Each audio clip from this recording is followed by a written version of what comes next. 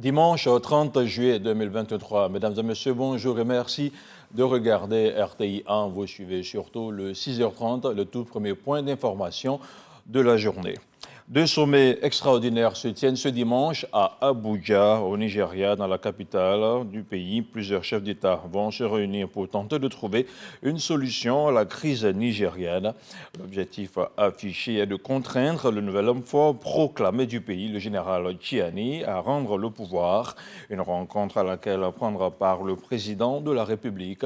Alassane Ouattara a donc quitté Abidjan samedi. Mahamat Déby, dont le pays n'est pas membre de la CEDEAO, est également invité.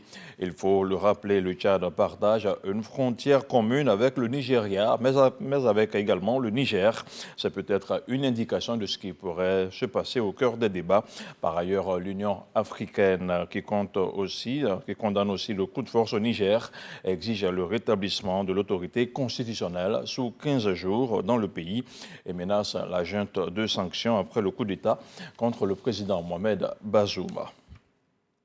Et ici, à Abidjan, la forte communauté nigérienne vivant dans notre pays a décidé de renforcer ses liens d'amitié avec la Côte d'Ivoire. Des ressortissants nigériens qui saluent l'hospitalité légendaire de la Côte d'Ivoire. Une communauté qui affiche surtout son inquiétude face à la situation qui prévaut à Niamey suite au coup de force militaire contre son président élu, Mohamed Bazoum.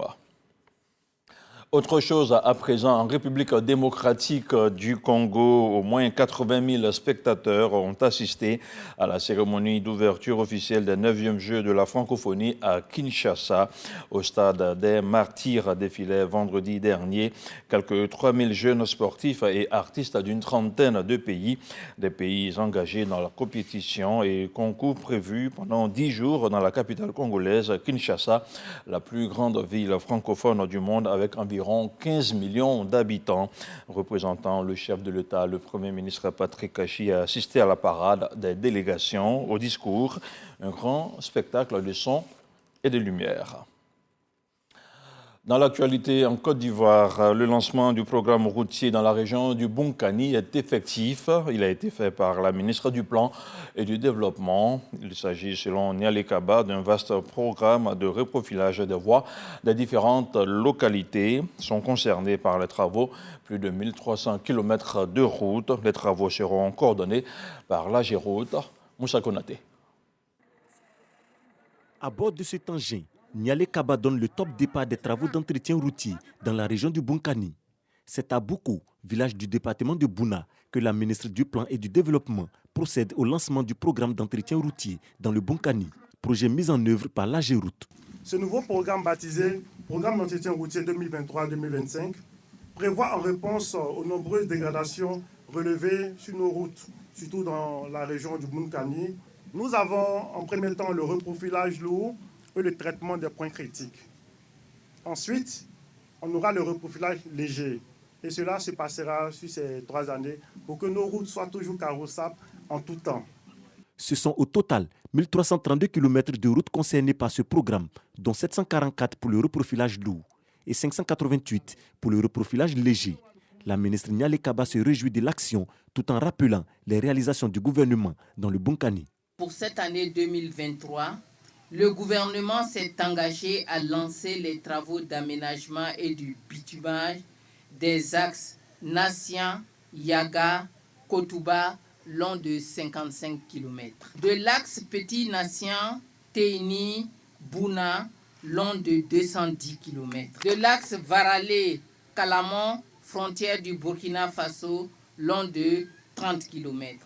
Et de l'axe Bouna-Vonkoro, long de 33 km. Le coût des travaux d'entretien routier dans la région du Bunkani est estimé à plus de 5,5 milliards de francs CFA.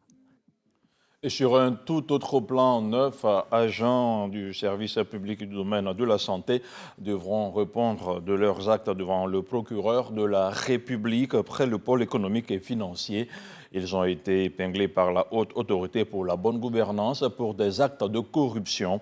Ils sont accusés d'avoir introduit dans le circuit de la vaccination des produits parallèles d'origine douteuse qu'ils vendaient aux patients. Les explications de Léon Brou. Voici les échantillons des vaccins parallèles d'origine douteuse détenus par 5 infirmiers, 2 infirmières, un médecin et un chauffeur, soit 9 agents publics de la santé, tous déjà aux arrêts. Ils commercialisaient ces vaccins après les avoir introduits dans le circuit de la vaccination. C'est ce que révèle l'enquête de la Haute Autorité pour la bonne gouvernance. Ces agents étaient en possession d'une somme d'argent totale de 654 000 francs CFA, de documents confirmant l'existence d'une double comptabilité, des recettes issues de la vaccination et de faux rapports d'activité journalière. Contre ces 9 agents publics de la santé, la Haute Autorité pour la bonne gouvernance requiert aussi le flagrant délit de corruption. En témoigne le résultat de sa perquisition.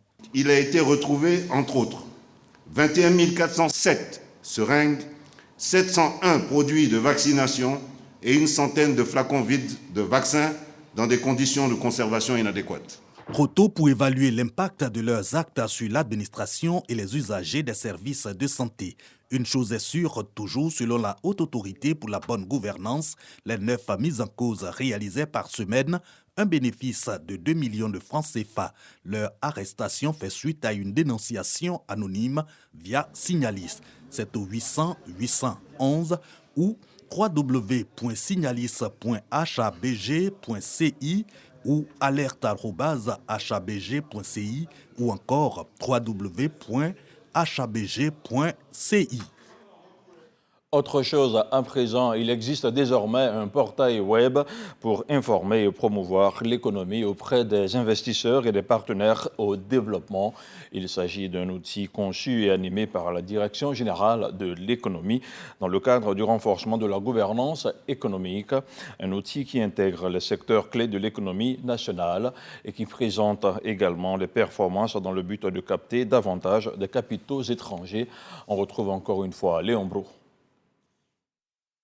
Plus besoin d'effectuer le déplacement d'Abidjan pour savoir les domaines de l'activité économique favorable à l'investissement. Il suffit d'une visite sur la plateforme www.dge.gouv.ci. Ce portail web met en évidence les performances et les opportunités d'affaires dans chaque secteur clé de l'économie, agriculture, électricité, mines, énergie, transport, infrastructure, etc. Idem pour le cadre général de développement et les accords de promotion et de protection des investisseurs. Objectif, renforcement de la gouvernance économique et accroissement des investissements directs étrangers. 4 fois le volume capté en 10 ans, selon le ministre de l'Économie et des Finances, au regard de la performance de l'économie ivoirienne. Notre pays a enregistré au cours de cette dernière décennie des performances économiques remarquables, avec une croissance moyenne de 8% sur la période 2012-2019. Ainsi, selon le CPC, les flux d'investissement agréés ont progressé de 316,8%, passant de 119 milliards de francs CFA en 2012 à 496 milliards de francs CFA en 2022. Ils mettent en exergue aussi la Côte d'Ivoire comme moteur de l'UEMOA et porte d'entrée du marché de la CEDEAO. Le portail web d'information et de promotion de l'économie ivoirienne est conçu par la Direction générale de l'économie et financé par la BAD à travers le PAGEF, le projet d'appui à la gestion économique et financière. La région du Haut-Sassandra a abrité récemment la 5e étape de la ronde sociale. Il s'agissait pour Maître Adama Kamara d'évoquer le régime de retraite complémentaire par capitalisation. Adopté en 2021, ce produit vise à aider les fonctionnaires et agents de l'État à augmenter leur pension de retraite à travers une cotisation sécurisée et définie par eux-mêmes. Les précisions de Serge Coléa. La région du Haut-Sassandra compte plus de 13 000 fonctionnaires et agents de l'État, selon les chiffres officiels. La 5e étape de la ronde du social leur consacre une tribune. Au menu des échanges avec le ministre de l'Emploi et de la Protection sociale, le régime de retraite complémentaire par capitalisation. Ce nouveau produit, adopté par le gouvernement en 2021, donne la possibilité aux travailleurs de constituer, en plus de sa pension, une épargne sécurisée en fonction de ses revenus afin de bonifier ses gains à la retraite. Des adhérents qui se sont engagés dès le lancement ont été félicités. Je ne voudrais pas jouir de bonnes choses aujourd'hui et dans les vieux jours où la santé est défaillante, je n'ai pas les moyens pour y faire face. Alors l'occasion m'est donnée par la complémentaire de revaloriser cette pension pour que demain, je sois encore, cette personne digne là dans la société. Maître Adama Kamara a exhorté les agents et fonctionnaires dans leur ensemble à adhérer massivement au régime complémentaire. La complémentaire par capitalisation que le président de la République a réfléchi pour votre bonheur, pour votre sécurité, au moment où vous allez à la retraite, vous travaillez là, vous avez une seule pension quand vous allez à la retraite.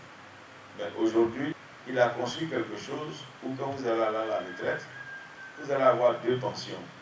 La pension, c'est le salaire. Message bien reçu. Séance tenante, une opération d'enrôlement a été organisée. Pour donner un coup d'accélérateur au régime de retraite complémentaire par capitalisation, une convention a été signée. Les équipes de la CEGRAE vont travailler en étroite collaboration avec la conférence des directeurs régionaux, départementaux et chefs de service de la région du Haut-Sassandra.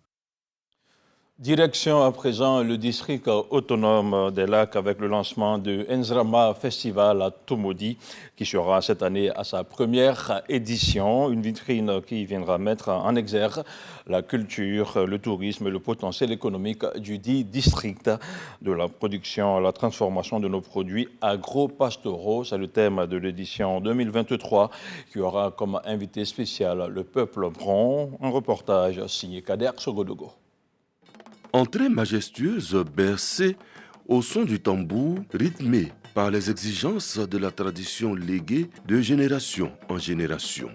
Le peuple bron, à travers son roi, Nana Adengra Adjoumani et sa cour, invité spécial du Nzrama Festival, pensé, conçu et mise en œuvre par Raymond Goudou Kofi, ministre-gouverneur du district autonome des Lacs. Tomodi et son stade témoignent de la première édition de ce qui se veut la vitrine idéale pour mettre en relief la diversité culturelle, touristique et économique du district. Le thème est révélateur, de la production à la transformation de nos produits agro-pastoraux. Il y a la commercialisation aussi. Sinon, nous entrons dans la phase de déperdition de nos produits. Et c'est ça qui mine le secteur. La déperdition, le pourrissement des produits et du travail de nos femmes et de nos jeunes. Nous avons des richesses. Et nous devons bien entendu pouvoir adapter ce que nous voyons à l'extérieur dans nos pays. C'est ça l'objectif d'un Nzrama Festival. Des membres du gouvernement dont la présence témoigne de l'importance de ce levier de développement naissant qui est le Nzrama Festival. Dr Kofi Nguessa, Souleymane Diarra Souba et Kouadio Kona Bertin qui représentaient le ministre d'État Obina Kwasi Adjoumani. Soutien et encouragement à Madame la ministre gouverneur qui en peu de temps prend de telles initiatives pour montrer en fait les atouts et les opportunités de son district. Et je pense que ça doit inspirer plus d'un à l'effet que la politique prônée par le président Alassane Ouattara, comportant la décentralisation, puisse être une réalité. Tout ce que je peux vous demander, chers parents, rien de tout ça ne peut être possible si on n'est pas unis. Rien de tout ça ne peut être possible si on n'est pas solidaire. Si on ne s'aime pas. Le président Ouattara a décidé de rassembler à nouveau son peuple. Aimons-nous les uns les autres. Des stands dédiés à l'agriculture, y compris l'élevage, à l'industrie, à l'artisanat et des danses vont tenir en haleine durant 3 jours. Tous ceux qui feront le déplacement pour suivre le Nzrama Festival qui a démarré au stade de Tomodi. Dans l'actualité internationale, le Kenya a annoncé samedi qu'il était prêt à prendre la tête d'une force multi-internationale en Haïti. Il pourra déployer à l'occasion 1000 policiers dans ce pays des Caraïbes déchirés par des conflits une fois son offre acceptée. Une déclaration du ministère kenyan des Affaires étrangères rendue publique à travers un communiqué. Une mission qui aura pour objectif de former et surtout d'aider la police haïtienne à rétablir la normalité dans le pays et à protéger les installations stratégiques. Et puis, hors du continent africain, en Colombie, le président Gustavo Petro a annoncé l'arrestation de son fils, accusé de blanchiment et d'enrichissement illégal. Le parquet a également confirmé l'arrestation, alors que la campagne présidentielle du premier président de gauche de la Colombie est visée par un autre scandale. Merci d'avoir été d'un autre. Merci surtout de rester sur RTI 1. L'info continue avec les éditions de 13h, de 20h et bien sûr de 23h. Quant à moi, je vous dis à demain, 6h30.